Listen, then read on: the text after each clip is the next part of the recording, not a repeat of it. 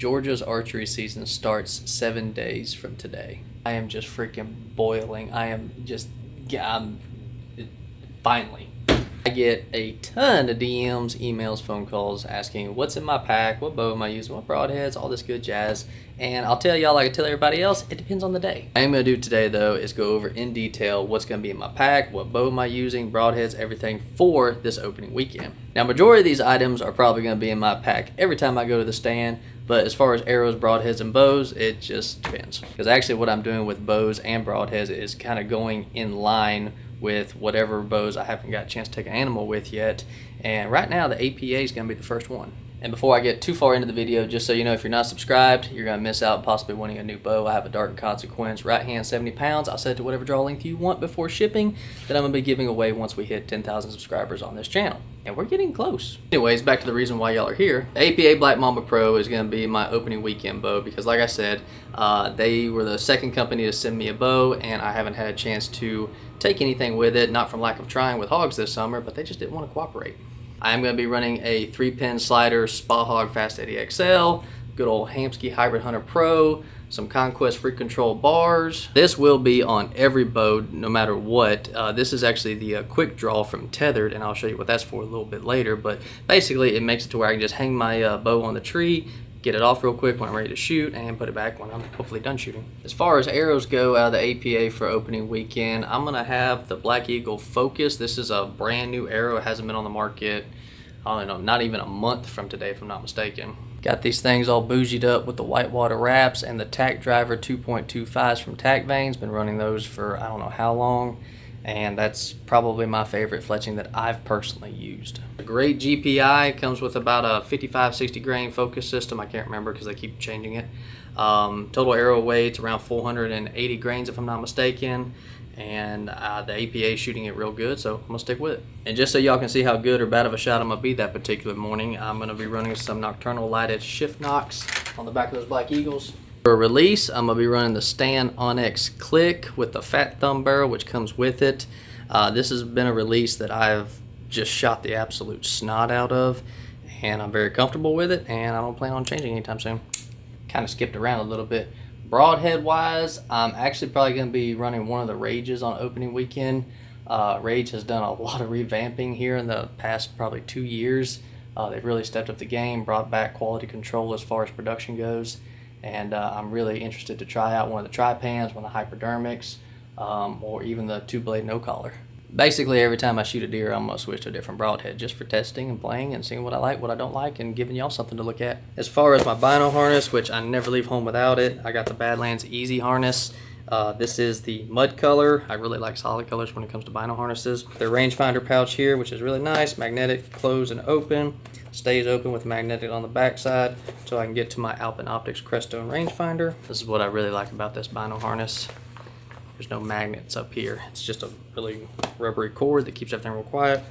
And then for optics, I've got what are these 12x50 Chisos from Alpine Optics. This is a really clean glass.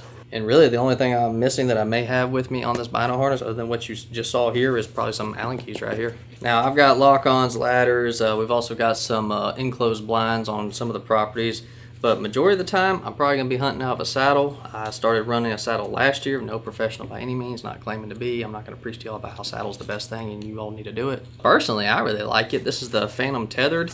I just run one pouch to basically hold my lineman's rope, and then I keep my Tethered in my backpack, and I always have the sticks already preset because I'm blessed enough to be able to hunt private land, so I don't have to tote that much more stuff in. And this is the Tethered XL platform. I got it last year when I got the saddle as well. Obviously I got a little rope and clip here on the back end so I can hook it to my saddle while I'm going up the tree. Nothing fancy there, but I had no issues out of it, so I'm gonna stick with it.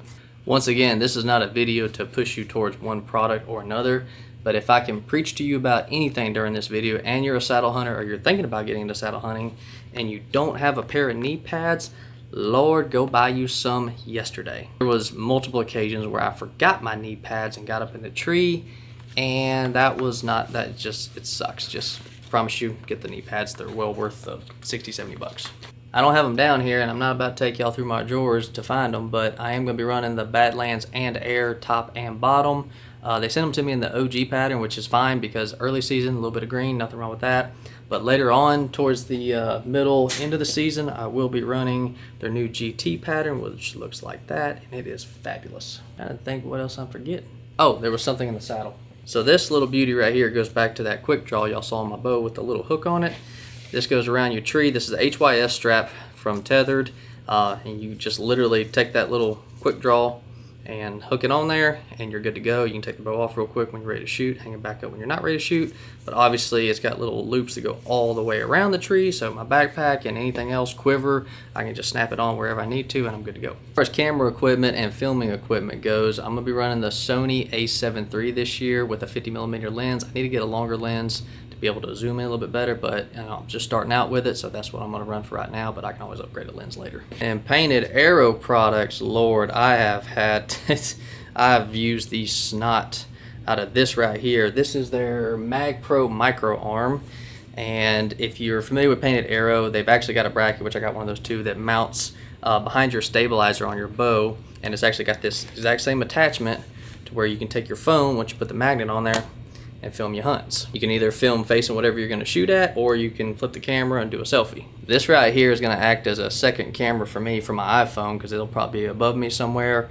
because you can literally attach this to anything. If you got a tree limb, if you're hunting out of a lock-on or anything, any kind of stand, you can attach it to one of the bars. Right here, another Painted Arrow product is their tree adapter for their Mag Pro arm. This is basically what I showed you a second ago, but full length. Is their actual camera arm, which is what the camera's sitting on right now. And just like the smaller version on the Micro, it's got that little claw that'll attach here so I can swivel the camera arm left to right, and it's on the FH1 fluid head, so I can go up and down, and it's a really smooth fluid head. I've really had fun playing with all these toys so far. As far as footwear, nothing overly fancy there. I've become very accustomed to the Crispies. I don't even know which ones I got. They were actually gifted to me by a friend because he bought the wrong size. Instead of sending them back, he just gave them to me, which I was like, hey, hell yeah, I'll take them.